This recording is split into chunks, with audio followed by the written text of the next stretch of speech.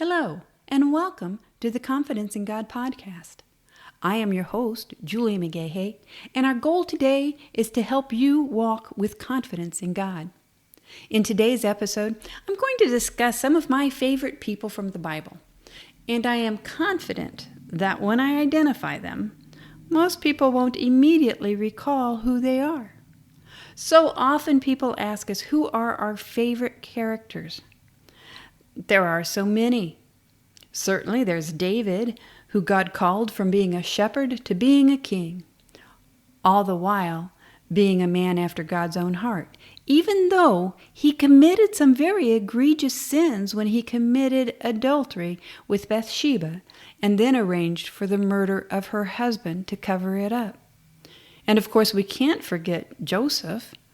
He started a life as a favored son of his father, but hated by his brothers. He was sold into slavery, imprisoned on some false accusations, and ultimately he rose to being second only to Pharaoh and saving the children of Israel and the people of other countries from a severe famine. He's the one we learned the principle that others may have meant things for evil, but God meant them for good. What a principle to remember whenever we face difficult times. When I am asked who my favorite people in the Bible are, I can't list individuals. I list groups of people. My favorites are the Rechabites and the Bereans. In this episode, I'll explain the principles these two groups have taught me about practical ways to help me have confidence in my relationship with God.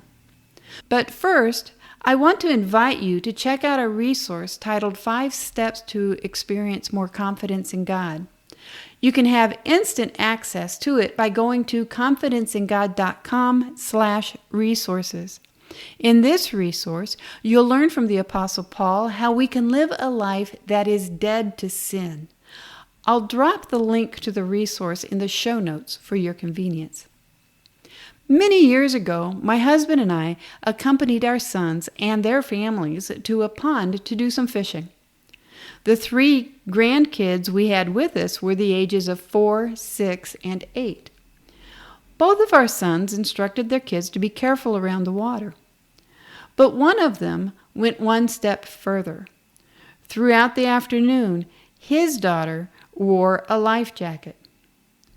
A life jacket really wasn't necessary because at all times the kids were to stay on the dry, and both parents, as well as we grandparents, were appropriately caring for their children and supervising them.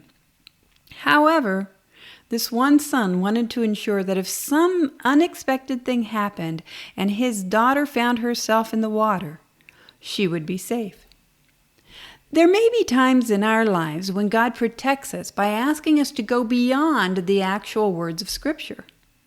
Through our pastors, other spiritual leaders God may place in our lives, mentors, or through impressions we receive during our prayer and Bible study times, God may seem to go beyond the requirements of His Word by instructing us to do something or refrain from doing something. These instructions may be just for you, not for the whole church or your whole family. And they are for your protection based on your own life habits, experiences, or weaknesses. As the Apostle Paul taught the Corinthian church, all things are permissible, but not all things are beneficial. So God may protect us from some permitted things that are not beneficial. As an example, my husband and I often went bowling with a number of people from our church. Although we seldom bowled on Friday or Saturday evenings, one particular week we invited other friends to join us at the bowling alley on one of those evenings. It was quite lively, but that didn't bother most of us. We all stayed to ourselves and enjoyed the bowling and each other's companies. But there was one friend who was really uncomfortable in this setting.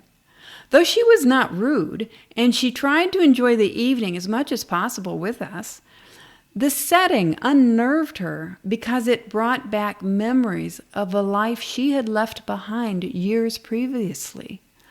a life of drinking, drugs, and other behaviors that were destructive in her life.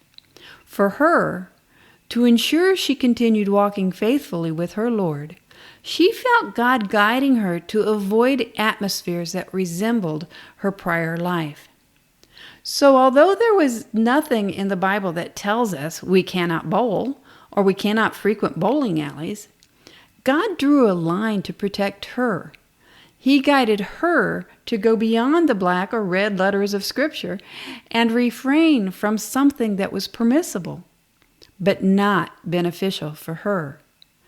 We can also find this example in the Bible. This is where one of my favorite groups of people come into play. You may not have heard of the Rechabites. You can read about them in Jeremiah 35. The Rechabites were people who obeyed the spiritual authority God had placed over them, despite the fact that his teaching went further than the law required.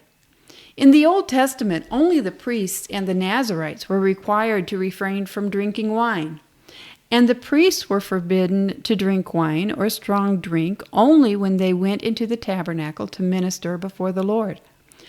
Although the law did not require total abstinence from wine, Jonadab, the Rechabites' ancestor, saw the danger of wine to his family.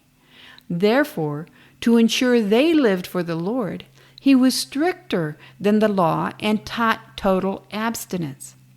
And the family submitted to this teaching, obeying it for generations. What was the result of the Rechabites' obedience? It caught God's attention, and he used them as an example to Judah and the inhabitants of Israel to teach them to obey the Lord. In response to something you were taught to do or refrained from doing, have you ever asked, is it a heaven or hell issue?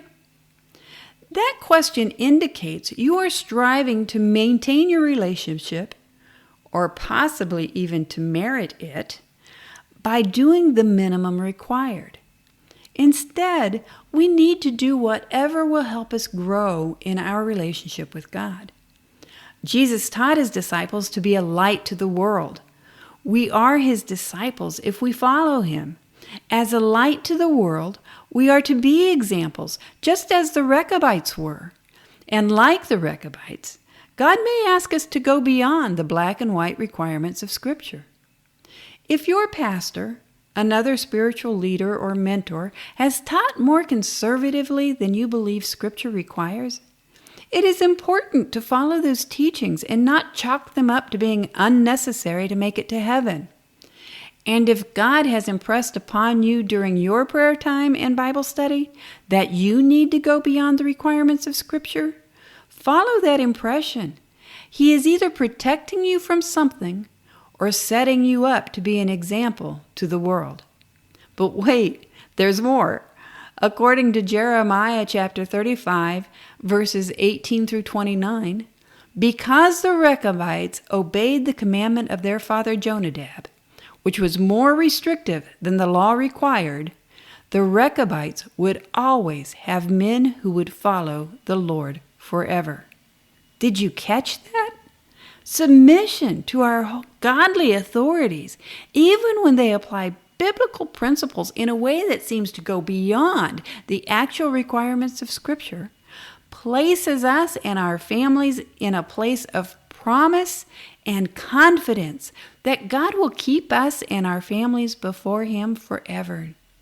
No, this is not eternal security, but living in submission and obedience to the spiritual leaders God places in our lives and the impressions we receive from God is the way to see generations of our families stay true to God and his teachings.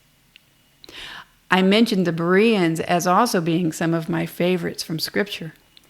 The Apostle Paul taught the church in Philippi to work out their own salvation with fear and trembling. And in Acts chapter 17, verse 11, we learn that the Bereans were commended because they received the word with all readiness of mind and searched the Scriptures daily, whether those things were so. When your pastor or other spiritual leader teaches you to do or refrain from doing something that seems to be more conservative or restrictive than the Bible requires, be careful that you don't disregard it out of hand by asking, "Is this a heaven or hell issue?"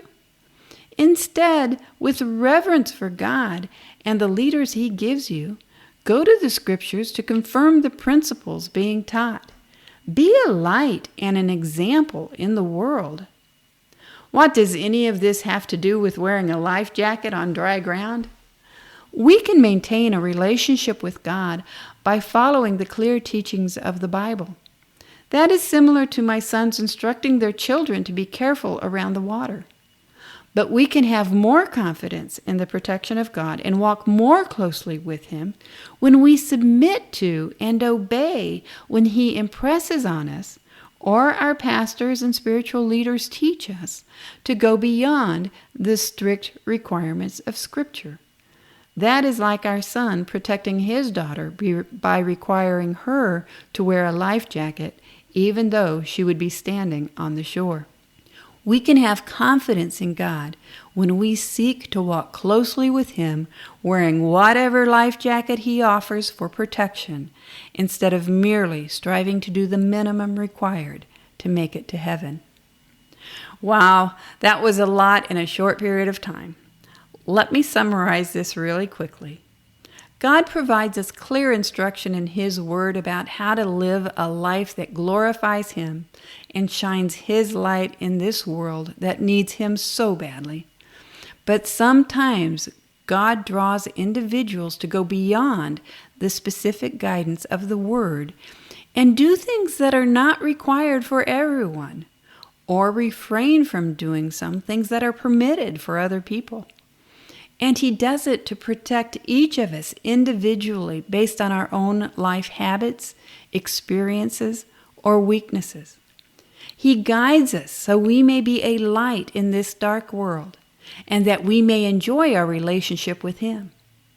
But we can enjoy a long, close walk with God by limiting ourselves to doing only those things that are beneficial for us as individuals, and by avoiding asking the question, "Is it a heaven or hell issue?" The correct question is it permitted and beneficial? You can even go further by asking, will it glorify God and help my family to remain faithful to Him for generations to come? I would love to hear from you. Let me know how God has guided you to go beyond the written letter of the Word.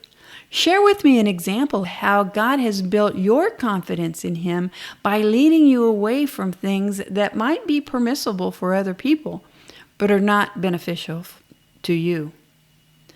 Now, as I mentioned earlier, I invite you to check out a resource titled 5 Steps to Experience Confidence in God. Just click the link in the show notes and click on the resource. That's it for today. Please take a second to subscribe to our show so you'll be notified when future episodes come out. Also, it would be great if you would rate or review our show. That way, more people can find out about it. Until next time, let's be confident in this, that He who began a good work in you will be faithful to complete it.